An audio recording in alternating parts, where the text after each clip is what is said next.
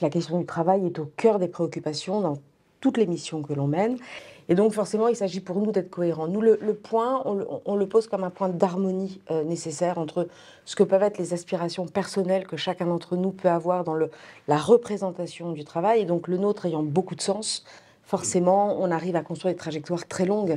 Un des intérêts de l'ouvrage, c'est qu'il pose les conditions de dépassement un peu des contradictions qui se posent dans les entreprises. Il les pose de deux façons. Moi, j'ai bien aimé le passage sur la codétermination. J'en suis un partisan résolu. Alors, il y a la petite critique qui est réelle, hein, même pour les pays nordiques où les enjeux environnementaux sont insuffisamment pris en compte. Mais par contre, sur le travail et sur la vision qu'ont les salariés de leur travail, la satisfaction qu'il peut y avoir, on voit bien que le fait d'être associé aux grandes décisions dans les conseils d'administration, dans les conseils de surveillance, a un sens. Donc on n'en reste pas, je dirais, à un constat où on déplore la perte de sens.